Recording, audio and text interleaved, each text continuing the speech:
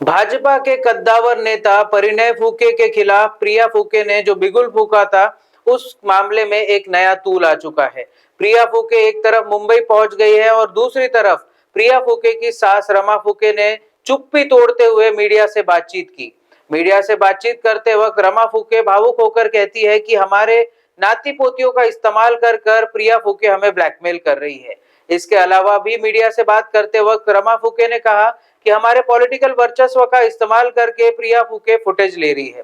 और तीसरी अहम बात जो रमा फूके ने कही है कि प्रिया फूके को सिर्फ पैसे से मतलब है और उनको और कोई चीज से मतलब नहीं है। मी आज पाहिलं आहे टीव्हीवर, ते न्यूज पण पाहिली आहे मी आणि त्यामध्ये माझे नातवंड पण मला दिसले आणि ते पोलीस त्यांना घेऊन चालले. याचं मला फार दुःख झालंय की आम्ही सुसंस्कृत घरातले आहे आणि आजपर्यंत आमच्यावर कोणी कुठलेही आरोप नाही किंवा उच्च शिक्षित सुसंस्कृत आणि चांगल्या घरातली व्यक्ती आम्ही असताना माझ्या नातवंडाचे हे हाल मला पाहले नाही आणि खरोखरच मला तेव्हा फार वाईट वाटलं की नाना पटोले सारख्या माणसांनी पण विधान परिषदेमध्ये हा प्रश्न उचलला आणि एवढ्या मोठ्या माणसांनी त्यांचे आमचे संबंध पण चांगले आहेत, पण त्यांनी सुद्धा म्हणजे आपला राजकीय फायदा करून घेण्यासाठी या प्रिया फुकेला त्यांनी हे केलं आणि माझ्या सुने बरोबर त्यांनी काय म्हणजे कशासाठी हा डाव खेळत आहे ते मला कळत नाही की काय वाटतं कशासाठी असेल हा सर्व प्रकार वाटतं तुम्हाला? हा राजकीय हेच आहे, त्यांचा स्टंट आहे काहीतरी आणि तिलाही प्रसिद्धी पाहिजे आहे आणि नाना पटोलेंना सुद्धा प्रसिद्धी पाहिजे असेल असं मला वाटतं. म्हणजे माझ्या नातवंडाबद्दल मला फार वाईट वाटतंय की एवढ्या मोठ्या घरचे पोरं आणि असे रस्त्यावर हे करत आहे. ती स्वतःबद्दल तिने इतकं आमच्या 1-1.5 वर्षापासून आमच्यावर इतके अत्याचार केले आहेत की ब्लॅकमेल करून करून पैसे लुटते आणि परिणय फुकेचा या संबंध याच्याशी काय संबंध आहे? आम्ही सासू-सासरे जिवंत आहे म्हणजे सगळं आम्ही सांभाळू शकतो, करू शकतो आणि त्या परिणय फुकेचं नाव ते का घेत आहेत? म्हणजे असे अनेक वारंवार पैसे मागून आमची हीच भूमिका आहे की या क्षुल्लक गोष्टीसाठी राजकारण करू नये.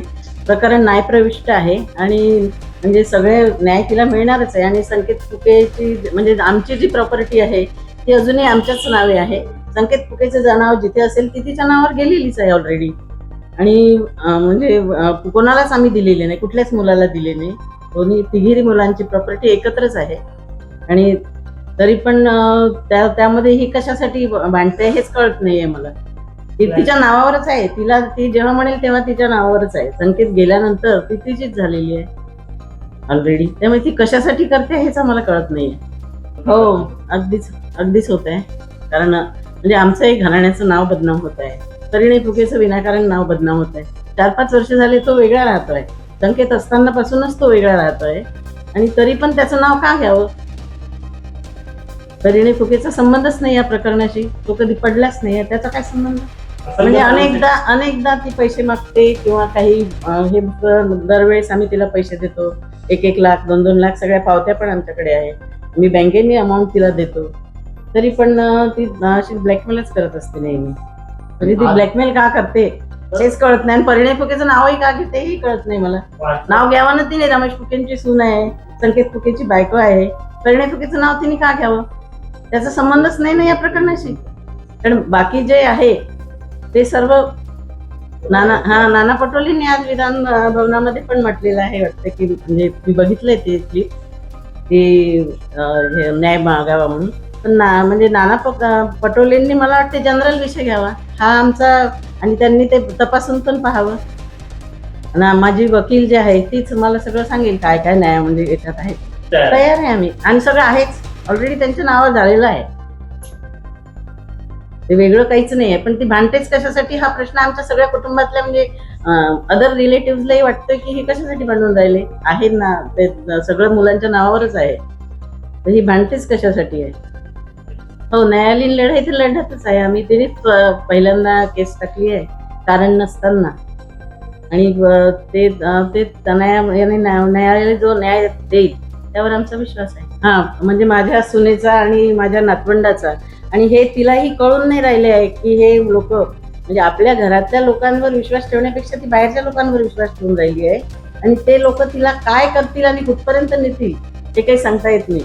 त्यामुळे मलाही भीतीच वाटते ते माझ्या सुनेला ते दिशाभूल करत आहे आणि ते काहीतरी आपली राजकारण म्हणजे आपली पोळी भाजण्यासाठी ते तिचा वापर करत आहे असं ऐकायला येतंय मला माहिती नव्हतं आतापर्यंत, कारण आतापर्यंत काही राजकारणी घराणं नाही किंवा काहीच नाही आहे. तिच्या आई वडिलांकडे काही राजकारणाचा वारस नाही आहे आणि त्यामुळे आता मला ऐकायला येत आहे की ती झोपडपट्टींमध्ये जाते, काय संक्रांतीचं वाण वाटतं हे ते करते आहे, तिला उभं राहायचं आहे असं मला लोकांकडून कळतंय. मला नाही माहिती तिची महत्वाकांक्षा काय आहे, तिची महत्वाकांक्षा कशासाठी आहे तेही माहित नाही, कारण तिच्यासोबत कोणीच राहत नाही, एकटीच फिरते ती. आता ते मला कसं माहित राहणार, ते तिलाच विचारावं लागेल तुम्हाला. म्हणजे माझा तर काही सपोर्ट नाही आहे त्याला. तो एक तरफ नागपुर में इलेक्शंस की गर्मियां बढ़ी हुई है, तो दूसरी तरफ परिणय फूके बनाम प्रिया फूके ये मामला भी तूल पकड़ रहा है।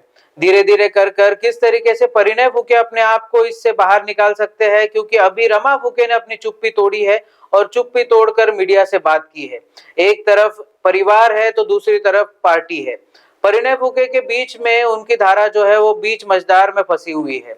अब परिणय फूके इससे अपने फैमिली को कैसे बचा सकते हैं ये देखने वाली बात रहेगी। बहरहाल अभी का मामला ये है कि प्रिया फूके मुंबई पहुंच गई है और जिस तरीके से प्रिया फूके इन सब चीजों को पॉलिटिसाइज कर रही है वो आने वाले समय में परिणय फूके के लिए निश्चित तौर पे एक तकलीफ वाली बात हो सकती है। ऐसे और भी कंटेंट के लिए आप देखते रहिए महाराष्ट्र टीवी 24।